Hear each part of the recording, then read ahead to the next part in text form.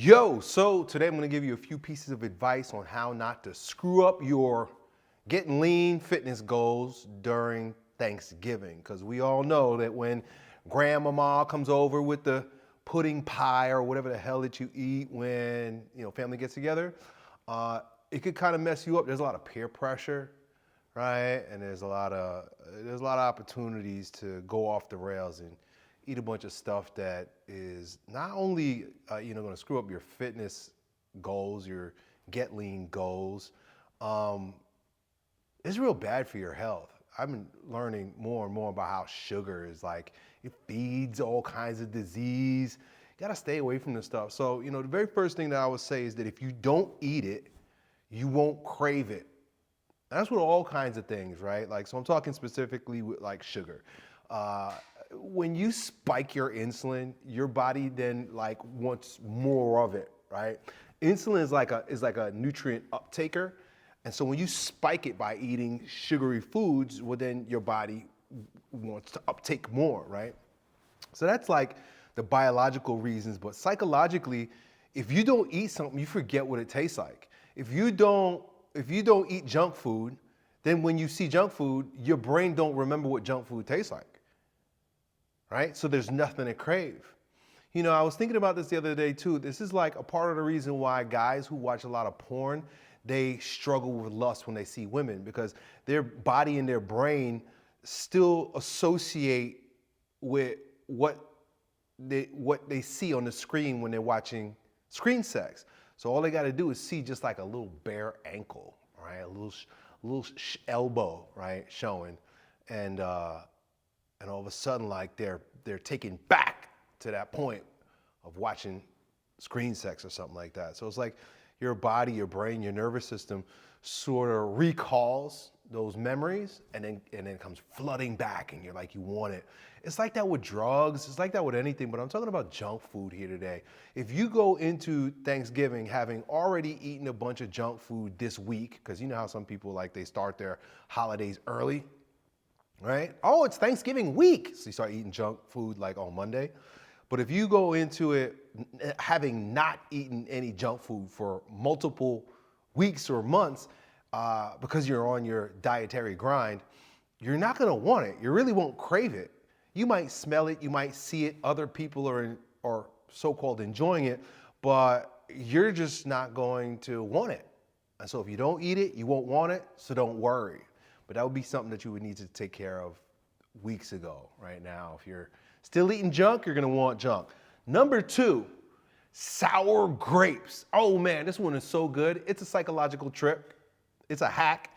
And I'm not saying that it's resourceful, it's helpful, but in a way it's kind of like, it's weird. Check it out. So did you ever hear that story, the parable, right?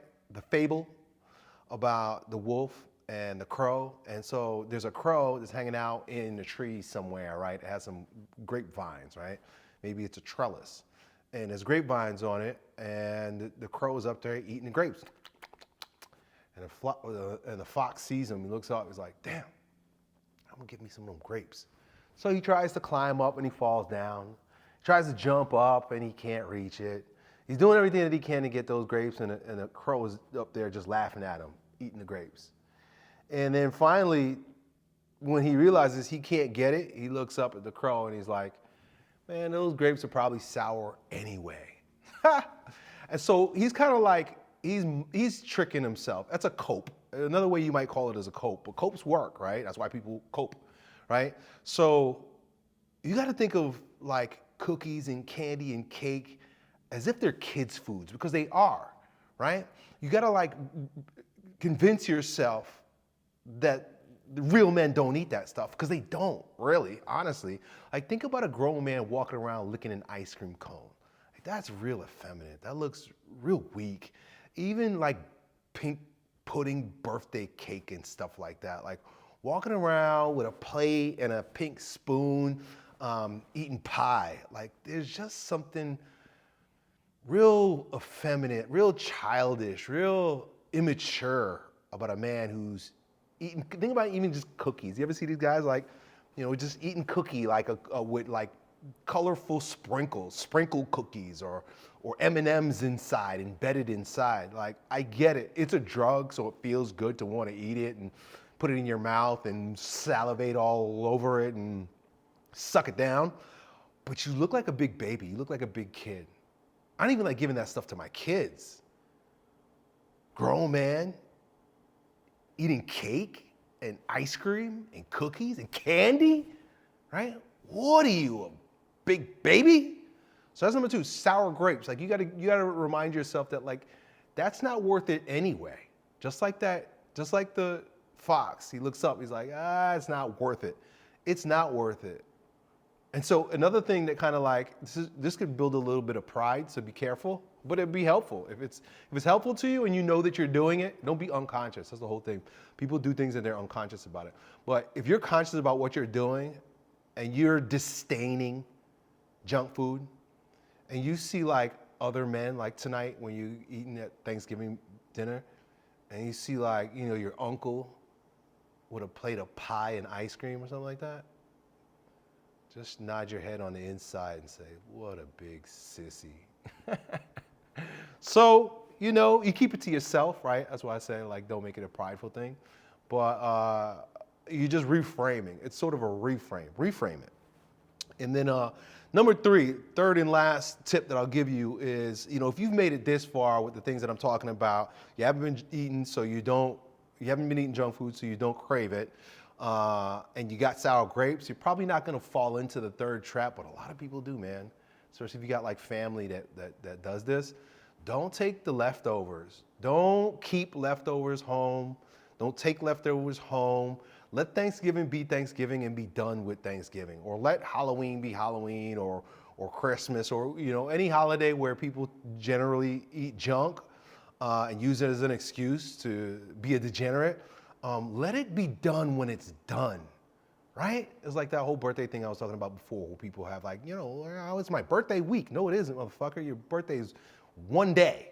The holiday is one day. Let it be one day and let it be done. There's a lot of junk food leftovers coming in. You gotta, listen, I know this is gonna sound crazy because like, oh, there are starving children in Africa. You gotta throw it away. You just gotta throw it away. You can't give it to your neighbors because they got enough junk food. You ain't gonna give it to most people because they got enough junk food. Nobody wants to take it.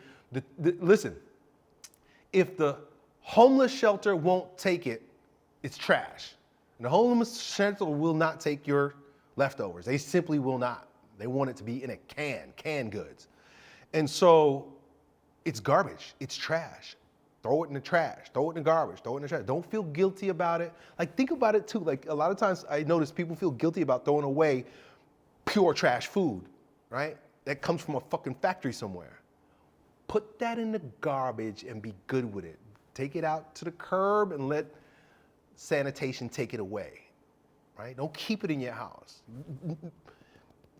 Convince yourself, condition yourself, brainwash yourself to know that garbage belongs in the trash, and the food that most people are eating is trash. So I hope that helps. If not, I hope it was entertaining to you. Happy Thanksgiving, all y'all, and thank you for watching. Done.